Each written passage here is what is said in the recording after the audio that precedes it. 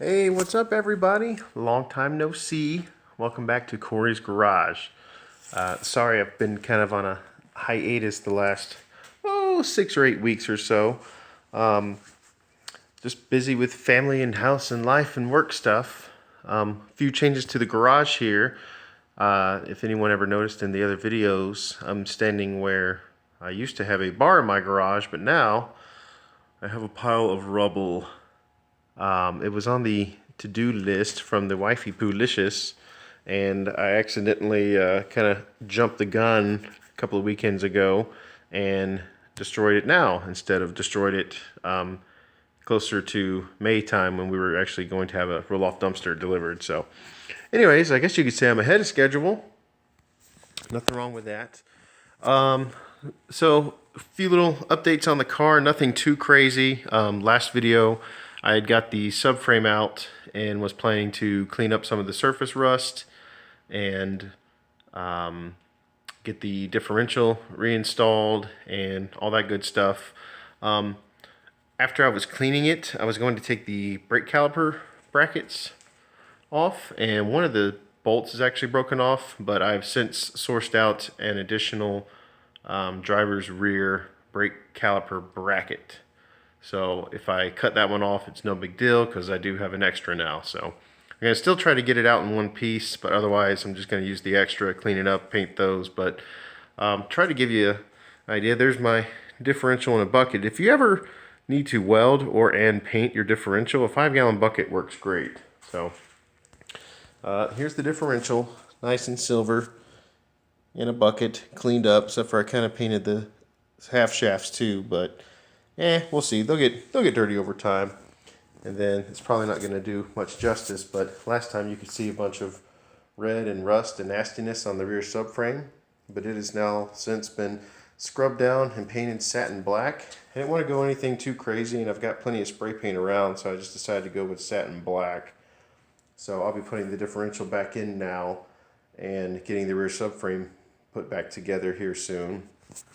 Kind of funny story.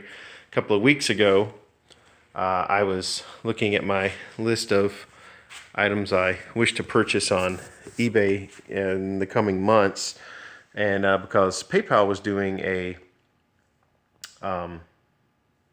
2 years same as cash free financing essentially. So I was trying to total up everything I had in my cart and accidentally ended up hitting purchase now and put like $1,000 or a little more on our credit card. So the wife wasn't too happy with that.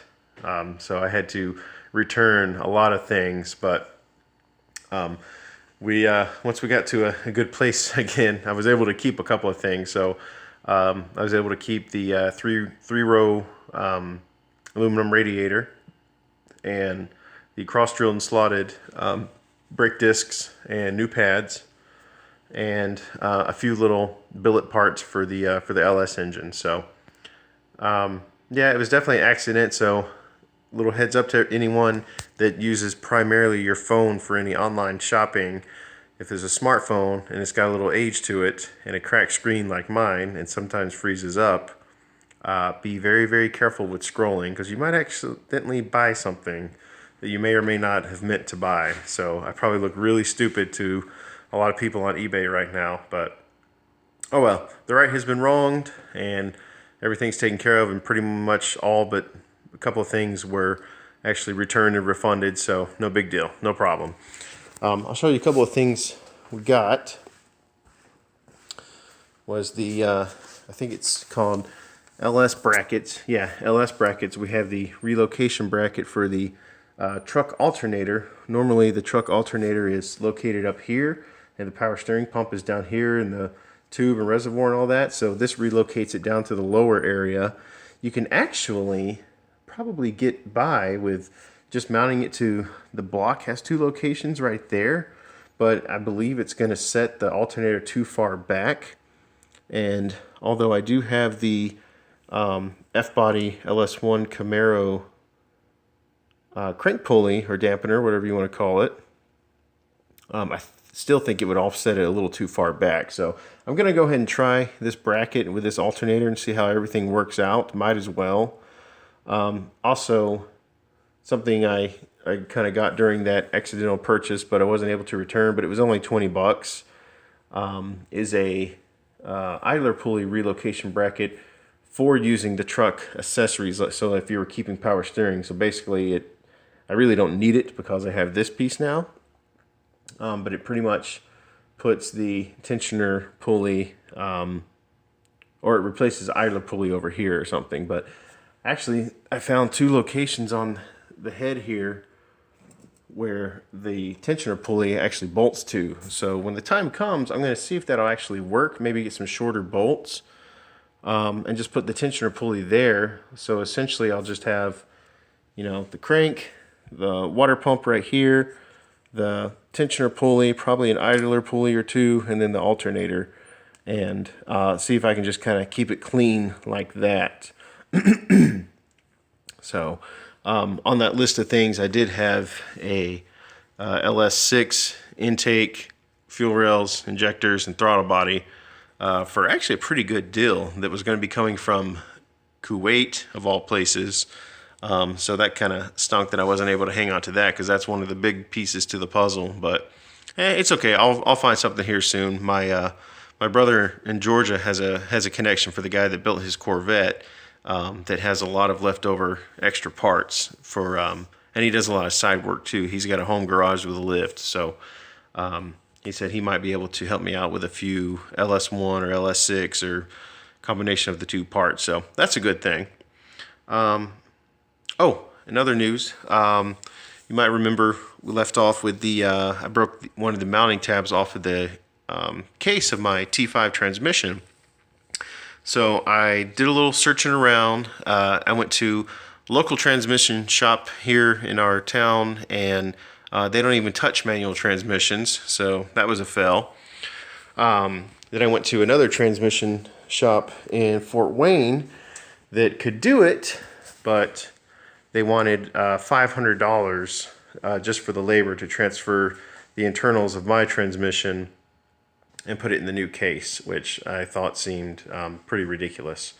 So you have a $250 transmission and $500 to swap everything into a new case, and that's no necessarily any rebuilding. That's no new bearings. That's no new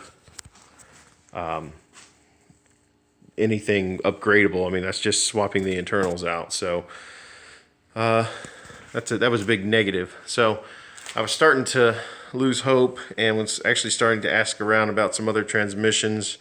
Some people have used the NV3500, which I had for a little bit, but sold that to get my T5, and also was striking up a deal with a gentleman that had a Z32 transmission that I've heard they're capable of holding like 700 horsepower, which would be phenomenal because that's more than I'm ever going to have. But the fact that it would hold it would be great.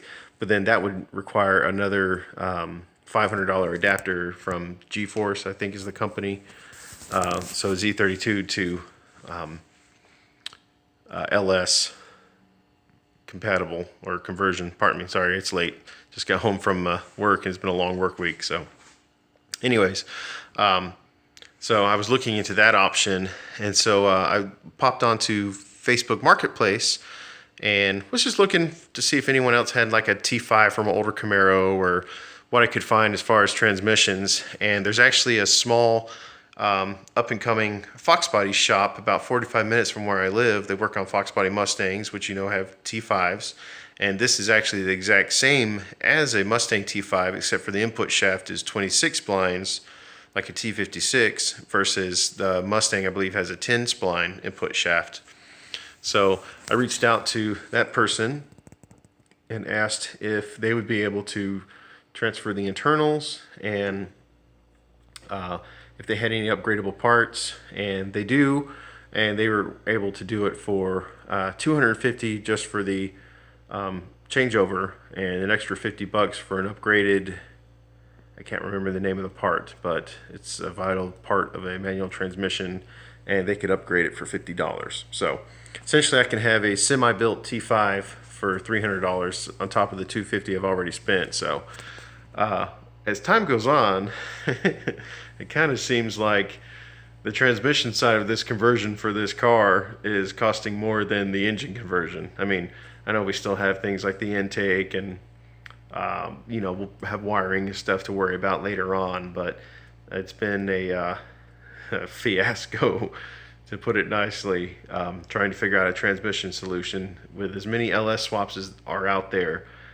it's very hard to believe that so many people have the money to spend on a T56. And you hear a lot of stories about these T56s being worn out, worn bearings, worn synchros. You pay $2,000 for a transmission, and it's $1,000 car. I mean, I bought it for $1,000 as a roller.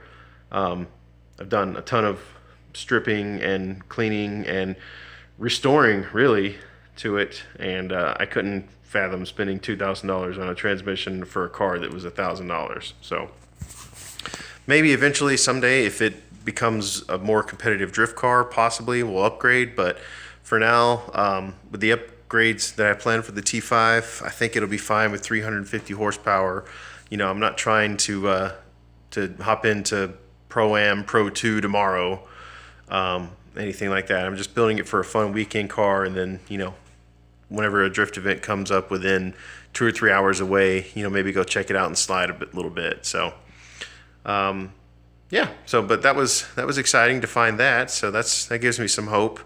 I'll be honest, I was close. I was very, very close. I had I'm so fickle, but I had a trade deal set up again for this weekend, and I unfortunately for them backed out of it. But I had a trade deal set up for Sunday.